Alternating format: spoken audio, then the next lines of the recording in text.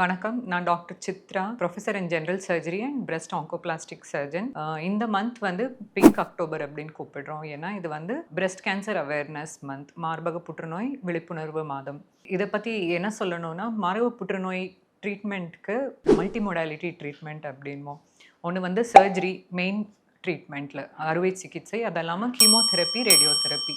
Patients எல்லாம் hospital வந்து triple assessment பண்ணி ட்ரிபிள் அசஸ்மெண்ட்னா டாக்டர் பார்க்குறது, ரேடியோதெரப்பி, மேமோகிராம் இல்லைன்னா அல்ட்ராசவுண்ட் பண்ணி, அது இல்லாமல் பயாப்சி டெஸ்ட் பண்ணி எந்த ஸ்டேஜ்னு தெரிஞ்சு அதுக்கப்புறம் அறுவை சிகிச்சை தேவைப்படும். பிரஸ்ட் கேன்சர் ட்ரீட்மெண்ட்டில் சர்ஜரி வந்து ரொம்ப இம்பார்ட்டண்ட்டான ப்ரொசீஜர். இது வந்து பல வகையில் பண்ணலாம். பிரஸ்ட் ஆங்கோபிளாஸ்டின்றது என்னென்னா, மார்பக முழுசாக எடுக்க தேவைப்படாது. ஸ்டார்டிங் ஸ்டேஜ் 1 இல்ல ஸ்டேஜ் 2 டிசீஸில் கட்டி மட்டும் அகற்றுதல் பண்ணி, சில தடவை ஃப்ளாப் சர்ஜரிஸும் தேவைப்படலாம். அதே மாரி பிரஸ்ட் சர்ஜரியில நெறிக்கட்டி சர்ஜரியும் சேர்த்து பண்ணுவோம்.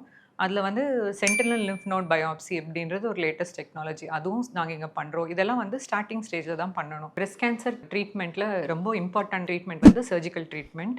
அது வந்து ஜெனரல் சர்ஜரி டிபார்ட்மெண்ட்ல நாங்க வந்து ஏர்லி ஸ்டேஜ் ஆகட்டும், இல்ல லேட் ஸ்டேஜ் ஆகட்டும். ஏர்லி ஸ்டேஜ் ஆனா breast conservation surgery, sentinel lymph node பயாப்சின்றதெல்லாம் வந்து லேட்டஸ்ட் டெக்னாலஜி. அது வந்து ஒரு அஃபோர்டபிள், ரொம்ப காஸ்ட் எஃபெக்டிவா பண்ணிட்டுருக்கோம் இங்க. பல பேஷண்ட் இதனால பயன்பட்டுருக்காங்க. இதே லேட்டஸ்ட் ஸ்டேஜ்ல வந்தாலும், முழு மார்பக அகற்றாலும், அது கூட ஃப்ளாப் சர்ஜரியும் சேர்ந்து செஞ்சு ரீகன்ஸ்ட்ரக்ஷனும் பண்ணிட்டுருக்கோம்.